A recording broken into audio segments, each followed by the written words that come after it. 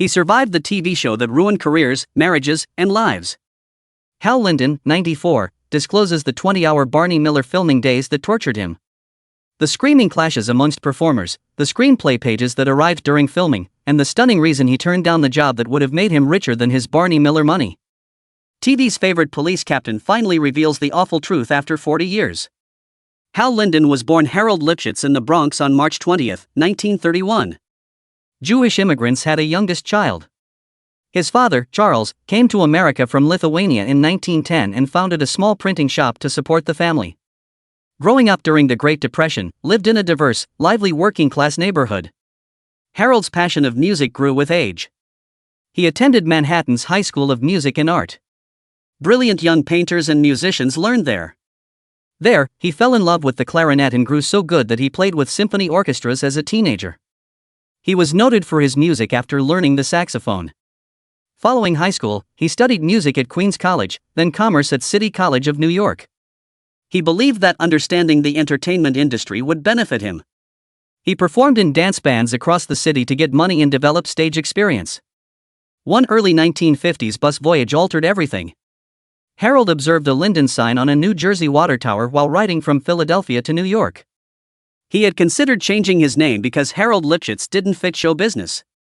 His answer came on the bus. He admired Linden's basic, smooth sound. Hal was an abbreviated form of his first name.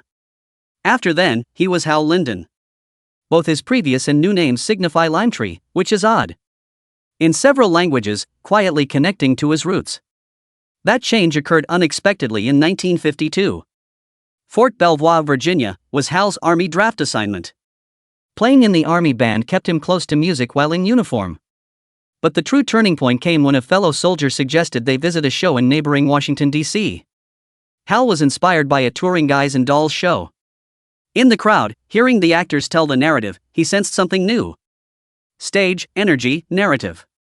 Everything spoke powerfully to him. Hal realized he wanted to perform after the show. Hal Linden remained Broadway's secret for 10 years. He labored behind the scenes from 1956 to 1966, ready to act but never the star. He subbed for Hollywood stars, learning hundreds of main roles and racing between venues like a secret agent. He sometimes covered 3 shows. His arms held scripts and his back pocket gags. His relatives laughed about it at home. Dad brings home the understudy bacon again. In their little Upper West Side apartment, the fridge wasn't always full, but the dream never died. One 1958 night altered everything. Sidney Chaplin left bells ringing after a confrontation with Judy Holliday. Hal was silently preparing and waiting. With a day to prepare, it was his turn. He gave his best performance on stage. The New York Times featured him the next morning. The city learned his name. More work followed, including a 1962 performance in Anything Goes with a young Barbra Streisand, who was just starting her career. Broadway isn't always kind. Even successful people. By the mid-1960s, roles dried out. Linden took what he found. He entered the weird world of industrial musicals, showy displays for company gatherings. No fame, criticism, or Broadway lighting. At Diesel Dazzle, he played a dancing carburetor. Yes, truly. He voiced foreign films and sang commercial jingles. Hal Linden may have hummed, good for Campbell's soup. Then 1971. After years of effort, Linden was cast as Mayor Rothschild in a new musical about the banking family. Production was flawed. Directors resigned. Linden persevered despite script revisions. When the show started, the audience stood. He received a 10-minute standing ovation. Tony Award for Best Actor in a Musical followed. Hal Linden, 40, finally succeeded after 2 decades in the shadows. He appeared on stage with a trophy and said, "It only took me 20 years to become an overnight sensation." After then, the twist may have been the most startling. Danny Arnold, a TV producer, visited the Rothschilds in 1972. Linden's performance wowed him. But he didn't speak. No note, no handshake, no hint. Arnold informed ABC, "I found our Barney Miller," in 1974 when ABC was casting a police station sitcom. Suddenly, Linden got the role. He had no audition or notion he was in the running. Hal Linden played Captain Barney Miller, a man attempting to survive in a mad society. The 12th precinct had strange individuals and cases, but Barney maintained control. He didn't punch desks or holler. He navigated the turmoil with dry, subtle, razor-sharp humor. There was something peaceful and knowing about him. Linden once called Barney a Talmudic figure, a wise judge in a storm. Real cops were unnerved by such calm strength. Years after the show finished, cops still recognized Linden as captain. Some thought the episode was the most true TV depiction of their job. Dennis Farina, a policeman turned actor, remarked that characters were real, problems were real, and writing had depth most sitcoms didn't go for. Getting that quality on screen was hard. Behind the scenes, the show was hell. In one evening, most sitcoms were taped live. No Barney Miller. Due to his fastidious nature, Danny Arnold had to film for 2 days, the second lasting until midnight. Cast members occasionally started in the morning and finished at sunrise the next day. Minutes before filming, new script pages were distributed. Sometimes they started shooting without an ending. It was exhausting yet successful. Arnold had one rule. The characters must never break for a joke. They needed to feel human. Even though it required numerous rewrites and sleepless hours, Linden respected that. It was a standout show. Smart, intelligent, and emotional, not simply hilarious. Hal Linden hosted Animals despite the commotion. Animals, a Sunday morning instructional show for kids. He mixed science, art, and mythology in his monologues about animals. It wasn't nonsense. He assumed kids understood difficult things. Even after working with animals, he joked about his injuries. He persisted despite being clawed, bitten, and peed on. He thought kids deserved better TV. FYI, his second show earned 2 daytime Emmys. He managed primetime popularity and instructional work with a schedule that would collapse most individuals. He was successful and respected, but one thing was always out of reach. Linden was nominated for an Emmy 7 years in a row for Barney Miller. He attended the ceremony 7 times. 7 times he left empty-handed. It became an odd Hollywood fact. This man, who helped create one of the most beloved and admired sitcoms, never earned the award that seemed certain. Not lack of talent or recognition, just fate. Barney Miller, which premiered in January 1975, was unlike any previous cop show. It started and ended without automobile chases or shootouts. Instead, much of the action took place in a dilapidated squad room in a New York City precinct. At their desks, the detectives filled out reports, argued, joked, and sometimes waited for anything to happen. So it felt real. Policemen nationwide liked the show because it presented the profession as it was. Long hours of paperwork, weird visitors at the door, and daily monotony, turmoil, and ridiculousness. It was so accurate that real officers called Hal Linden captain years after the show stopped. Instead of action, the show focused on people. It stood out because of that. It wasn't just the format that distinguished Barney Miller. They filled that squad room too. Detective Harris was an African-American thinker who wanted to write. Wojo was a compassionate but inept Polish-American ex-Marine. Yamana, a Japanese-American who loved bad coffee and made dry jokes at the right time. And fierce Puerto Rican officer Chano, who wore his heart on his sleeve. Each was whole, brilliant, imperfect, humorous, and real. This diversity was rare on TV. Most shows have primarily white casts and flat or stereotyped minority characters. Barney Miller chose another path. It gave everyone a voice and character. That felt genuine. That made the show current and necessary. Then something bolder happened. The Courtesans was a first-season episode. Prostitution was the subject, and the ending line dropped jaws. Wojo requested the captain for $50 till payday after interviewing 2 high-end sex workers. The message was plain. A network sitcom had never implied a cop would pay for sex. The network rated the episode X. That rarely happened. However, the controversy strengthened the show. Viewers tuned in. Ratings rose. After years of struggling in that time slot, ABC scored. One episode secured the show's future. It also showed audiences were eager for unconventional storytelling. The show continued. It often tackled tough themes with comedy and heart. In the 1970s, it was rare to have a gay character, and Wojo fought with perplexity, not hostility. He once asked a gay man why he didn't strive harder to be straight. His reaction was calm, honest, and enlightening. The show let it land. They say pressure can crush or unite. It did both on Barney Miller. The cast did more than act. Together, they survived. Long days led to long nights. 8 in the morning and 6 the next was common. Hal Linden and co-stars weren't filming a typical sitcom. They endured a grind most producers wouldn't. Linden made meaningful relationships throughout. His relationship with Abe Vigoda was based on respect and friendship. Vigoda was famous. Hollywood insiders called him a nuisance to work with. He was stubborn, especially about money. He left the show, but Linden never forgot him. Even in a crisis, he supported Vigoda. Ron Blass created a relationship via endurance. They both felt the strain of long workdays. Glass subsequently described how brutal it was but how it united them. Linden admired Glass's timing and composure. Though fatigued, they shared something that never faded. The hardest chapter followed. Jack Sue, the dry-witted sergeant with bad coffee, got sick in the 4th season. Cancer. He kept coming despite his declining condition. He barely missed a few episodes, still attempting to make people laugh despite being sick. His last appearance was in The Vandal. Sue joked about his coffee before a major surgery. That moment defined him. He always played the part. Everyone was devastated by his death. The actors didn't want to leave. Instead, they filmed in homage.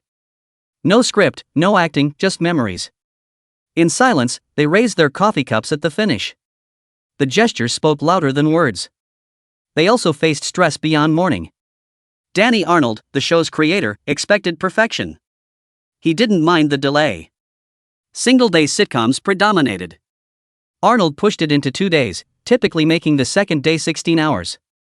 Scenes were continuously rewritten. Sometimes they started filming without knowing the episode's ending. Sometimes they started production with only 6 screenplay pages. Executives raged. The show continuously overspent. Arnold banned network personnel from set. Even at his worst, he had a heart attack during the show. He continued pressing. Work was impossible with him.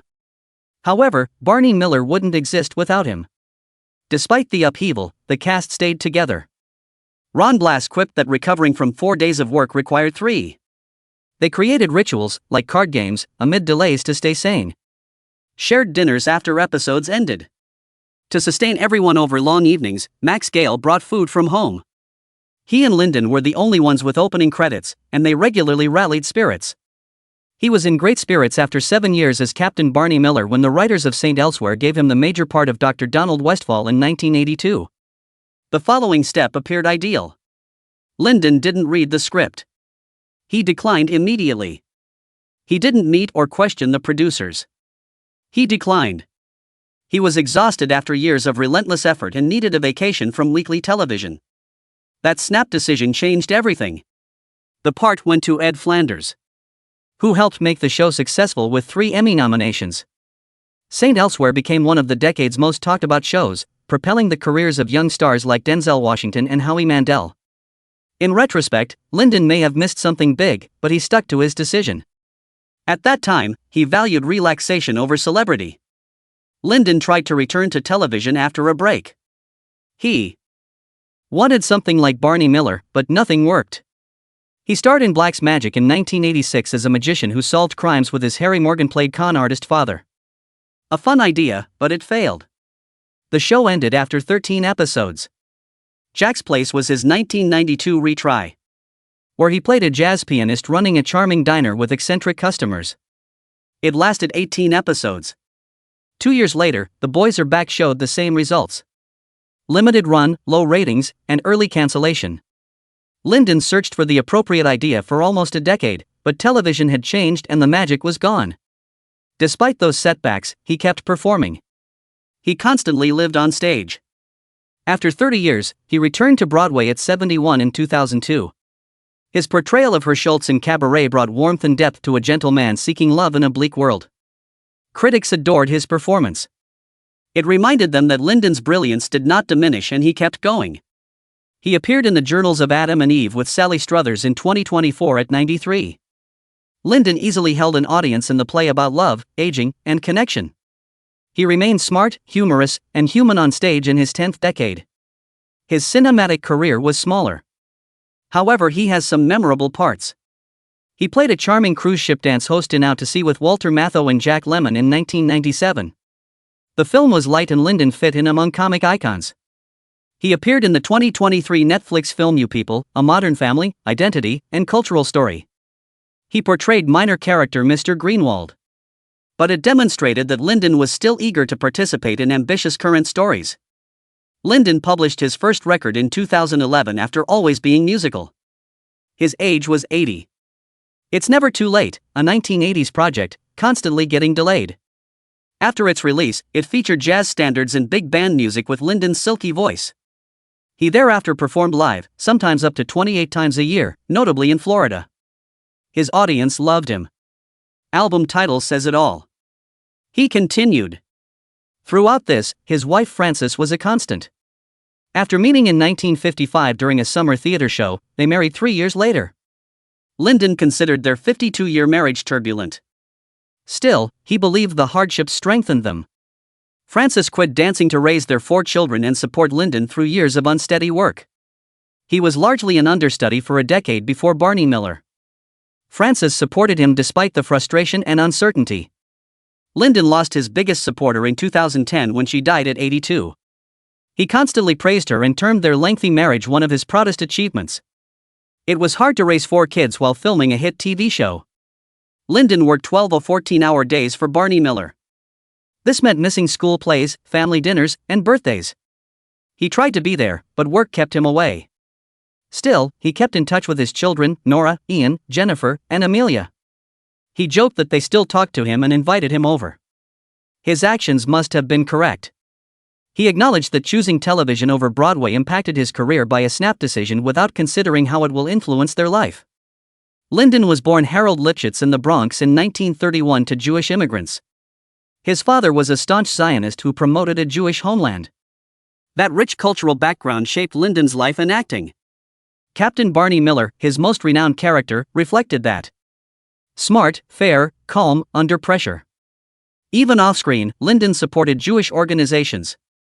He's been a Jewish National Fund spokesman since 1997 and donated to Israeli causes in honor of his parents. His focus wasn't politics. It concerned history, family, and identity. Ron Blass' understated charm lingered. Hal Linden, who collaborated on Barney Miller, remembers him with pride and grief. Blass died at 71 in 2016. He played slick, smart, and sometimes sarcastic Detective Ron Harris, who was always writing blood on the badge. He gave the role sophistication, which was well received. He was quiet and serious. Blass astonished everyone by playing a new role after Barney Miller. Firefly, a cult science fiction series, cast him as Shepherd Book. Fans fell in love with his calm, intriguing personality again. Although Firefly was short-lived, it had an influence, especially because Serenity resumed the plot. Outside of Glass, he was quiet and compassionate. He voiced Randy Carmichael in Rugrats. He easily switched between comedy, drama, and animation, without losing his composure. Abe Vigoda, however, was caught in one of Hollywood's oddest running gags. People magazine accidentally reported his death in 1982. He hadn't.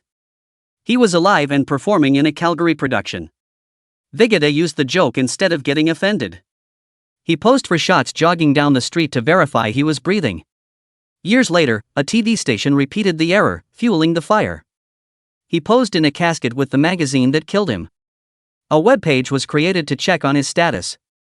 It continued till his 2016 death at 94. He laughed with everyone throughout. His comedy made people love him more. Max Gail went another way. He didn't disappear or slow following Barney Miller. His parts become deeper and more emotional. At 75, he played Alzheimer's parent Mike Corbin at General Hospital in 2018. Gale won a Daytime Emmy for his sensitive and honest performance in the difficult role. Fans and critics were captivated by its authenticity. Before that, he was known as Wojo, the well-meaning but often ignorant Barney Miller cop. He had 2 Emmy nominations then. His best work was coming decades later. Hal Linden often says Gale was the show's heart while he played the head. Conventions bring them together to share memories and respect. Gale's career was never standardized. From Mad Men to Walker, Texas Ranger, he appeared in many series. He portrayed every character with depth and passion. Landsberg had a unique presence. He played Detective Dietrich on Barney Miller. He always answered scientifically or philosophically. His cleverness, almost too clever, made him distinctive. Landsberg said he wasn't like Dietrich in real life. He laughed and said, "I don't read that." Still, he did it so brilliantly that it was easy to believe he was smart. His death occurred in 2010. Linden has great memories of him as a false priest peddling stolen Bibles before becoming a regular. Gregory Sierra's tale differed. He played Chano in the early seasons and was the show's biggest star when it debuted. His relationship with Linden was tense. Sierra had booked another show, which may have complicated matters. Although Linden never had an issue with Sierra, he could tell she did. Still, Sierra's performance mattered. Spanish Harlem native, he became an actor by mistake. Not even he auditioned. He came there to support a friend but got accepted. He died of cancer in 2021.